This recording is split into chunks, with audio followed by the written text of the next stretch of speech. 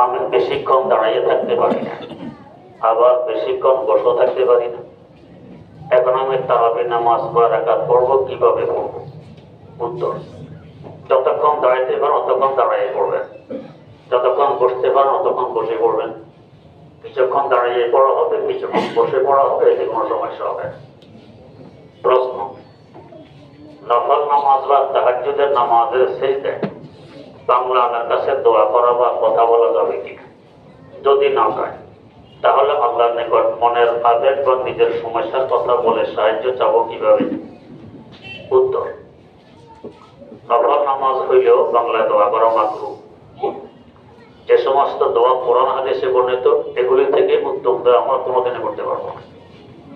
আমাদের হাজার দোয়া কোরআন হাদিসে বর্ণিত এক দোয়া, এরপর ওই এক দোয়ার মূল্য কোটি কোটি গুণ বেশি, ওগুলিয়ে বলবো।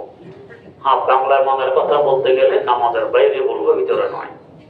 প্রশ্ন: যদি কোনো ব্যক্তি তার সাধ্য মতো আমল ও দোয়া করতে থাকে, তারপর সে গুনাহে লিপ্ত হয়, হারামে লিপ্ত হয়, তওবা করে ফিরে পুনরায় আমল ও দোয়া করতে থাকে, প্রশ্ন হলো এক্ষেত্রে কি গুনাহ করার ফলে, গুনাহ করার পূর্বে দোয়া ও আমল আল্লাহর কাছে কবুল হয় না? উত্তর: জি, কবুল হয়। আগেরটার হিসাব আগের, পরেরটার হিসাব পরের। প্রশ্ন: আমি একজন বিবাহিতা মহিলা। আমি আমার বাবা ও শ্বশুরকে আমার মাথার চুল, গলা ও হাত দেখাতে পারবো কি? উত্তর: হাত দেখাইতে পারবেন, কিন্তু গলা দেখাইতে পারবেন না, চুল দেখাইতে পারবেন না। প্রশ্ন: মহিলাদের জন্য মাহারাম কারা? এই সম্পর্কে বেহেশতে যাওয়ার খরিদ করে পড়ে দিবেন, এবং মহিলারা বেহেশতে সবসময় পড়ার মধ্যে রাখবেন, দেখবেন ইনশাআল্লাহ কিভাবে দিনের উপর চলা সহজ হয়। প্রশ্ন: আমি মাঝে মধ্যে বাসায় আমার 7 বছর বয়সের ছেলেকে নিয়ে জমাতে নামাজ পড়ি। এমত অবস্থায় একামত কে দিবে? জমাতে নামাজের সওয়াব পাবো? উত্তর: যদি ছেলে বুঝমান হয়ে যায়, বেচা কিনা বোঝে, লাভ লস বোঝে, তাহলে সে একামত দিবে, ইনশাআল্লাহ জমাতের সওয়াব হবে। প্রশ্ন: বর্তমানে অধিকাংশ আলেম দ্বীনি বিষয়গুলোর মধ্যে নিজেদের এবং সকল চিন্তা ভাবনা এবং কার্যক্রমকে সীমাবদ্ধ রেখেছে। অন্যদিকে ব্যবসা বাণিজ্য, অর্থনীতি, রাজনীতি, বিজ্ঞান, প্রযুক্তির দুনিয়া অনইসলামিক এবং কালো ছায়া ছেয়ে গেছে। এসব সেক্টরে আলেম সমাজ তথা ইসলামিক চিন্তাধারার মানুষদের নাস্তিকতা ও মুসলমানদের কোণঠাসা করেছে। বর্তমানে কি আলেমদের এ সকল বিষয় অবদানের জন্য এগিয়ে আসা উচিত নয়, নাকি এগুলো ইসলামের অংশ নয়?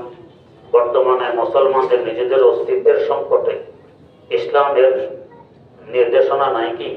উত্তর: সবই আছে। প্রত্যেক ডিপার্টমেন্টের লোক ওই ডিপার্টমেন্ট নিয়ে চিন্তা করে।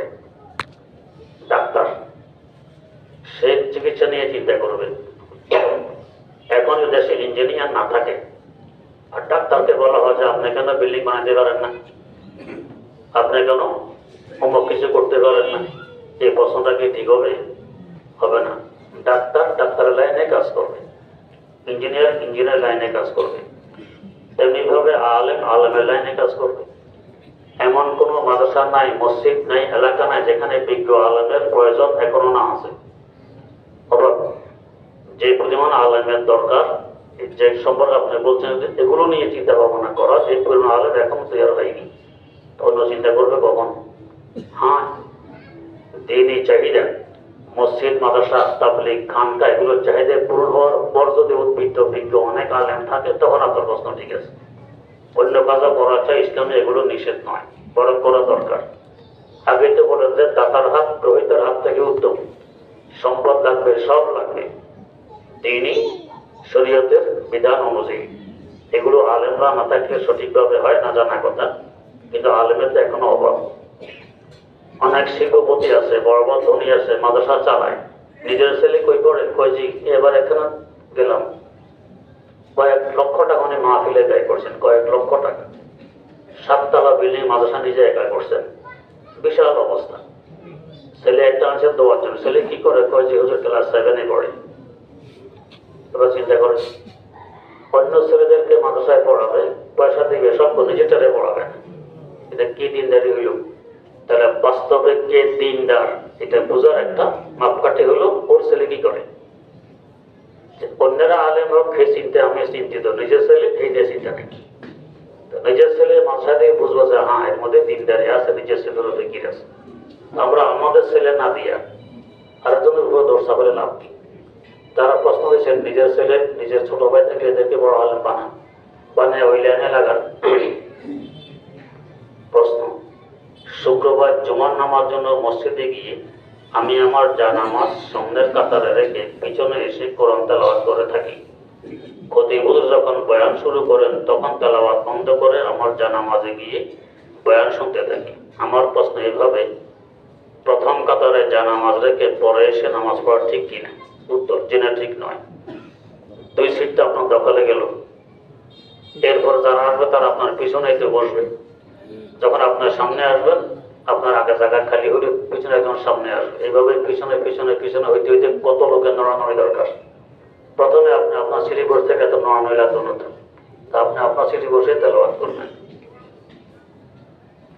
প্রশ্ন, বর্তমানে অনেক আলেমদের একই কথা বলতে শুনি, এমন কোনো হাদিস নেই অথবা আমি কিতাবে এটা পাইনি, অথবা কোনো পাপের বেটা থাকলে আমার সাথে চ্যালেঞ্জে আসো।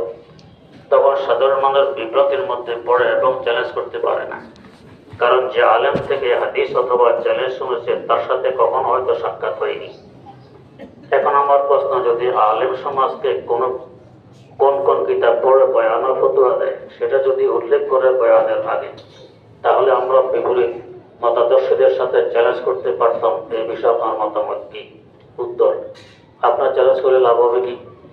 আপনার চ্যালেঞ্জ করলেন, এবার ঠিক আছে আসো, কিতাবের নাম বলে এরপরে শেষ, আরেক প্রশ্ন করবে তো জবাব দিব কি?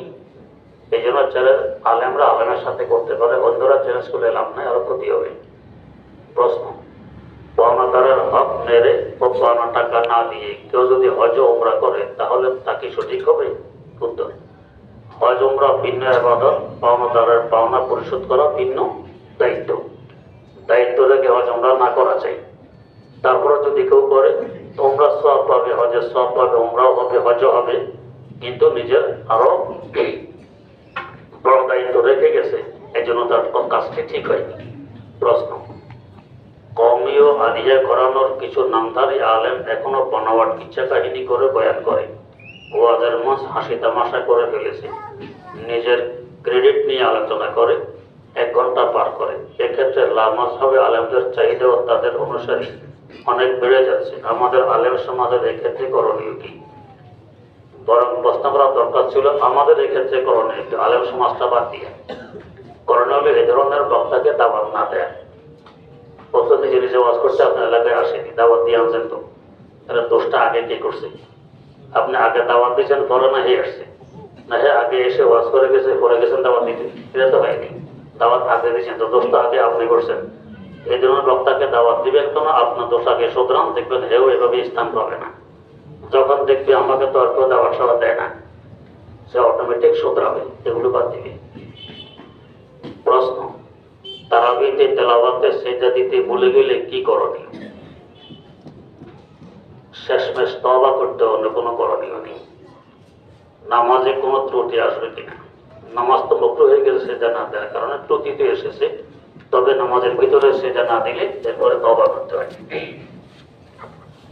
আলহামদুলিল্লাহি রাব্বিল আলামিন والصلاة والسلام على أشرف الأنبياء والمرسلين سيدنا ومولانا محمد وعلى آله وأصحابه أجمعين ربنا آتنا في الدنيا حسنة وفي الآخرة حسنة وقنا عذاب النار ربنا ظلمنا أنفسنا وإن لم تغفر لنا وترحمنا لنكونن من الخاسرين رب ارحمهما كما ربياني صغيرا رب ارحمهما كما ربياني صغيرا اللهم لا تدع لنا ذنبا إلا غفرته ولا هما إلا فرجته ولا دينا إلا قضيته ولا مريضا إلا شفيته ولا حاجة من حوائج الدنيا والآخرة إلا قضيتها يا أرحم الراحمين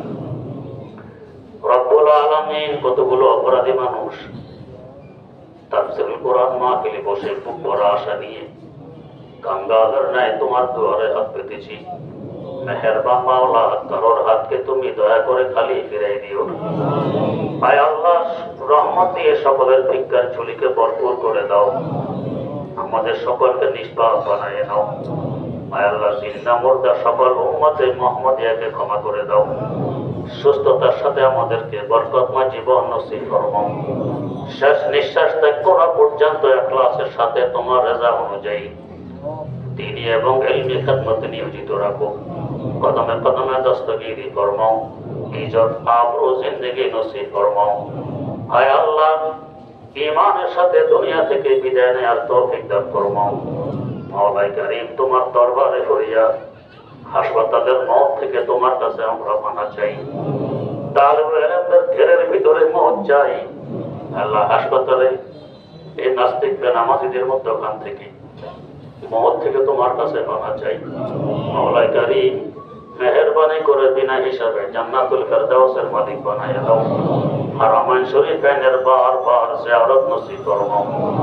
কবুল উমরা এবং কবুল হজ বারবার নসিব ফরমাও। আয় আল্লাহ, মেহেরবানি করে বিনা হিসাবে জান্নাতুল ফেরদাউসের মালিক বানায় দাও। জীবনের সকল ন্যাক দোয়াগুলোকে কবুল করে নাও।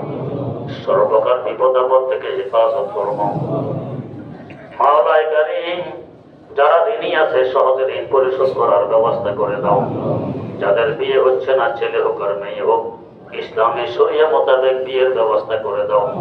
যাদের আর্থিক দুর্বলতা আছে সফলতা নসিব করো। যারা ঋণী আছে সহজে ঋণ পরিশোধ করার ব্যবস্থা করে দাও। তাআবাদি ইয়া রব সে তু মানলুতে হাদারাম উম্মীদ। তাআবাদি ইয়া রব সে তু মানলুতে হাদারাম উম্মীদ। আস্তুকার উম্মীদ বুরদাম আসকু জাদারাম উম্মীদ। আস্তুকার উম্মীদ বুরদাম আসকু জাদারাম উম্মীদ। हम तो दे दे मन गुना कर दम तो पोषे तेज लुत्फ। हम तो मैदाने के अस्तो मन चाहा कर दम उम्मीद। मन गरीबम मन फकीरम बेकसो बीमारो सार। मन गरीबम मन फकीरम बेकसो बीमारो सार। इत्ता है शरबते दारु शिफा दारम उम्मीद। इत्ता है शरबते दारु शिफा दारम उम्मीद। जी से तम उम्रे बसे जो दुश्मना दुश्मन मकीर। जी से तम उम्रे बसे जो दुश्मना दुश्मन मकीर। जी से तम उम्रे बसे जो दुश्मना दुश्मन मकीर।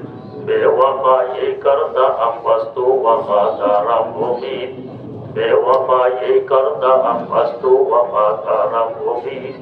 रब्बना तक़ब्बल मिन्ना इन्नका अंतस समीउल अलीम व तुब अलैना इन्नका अंतत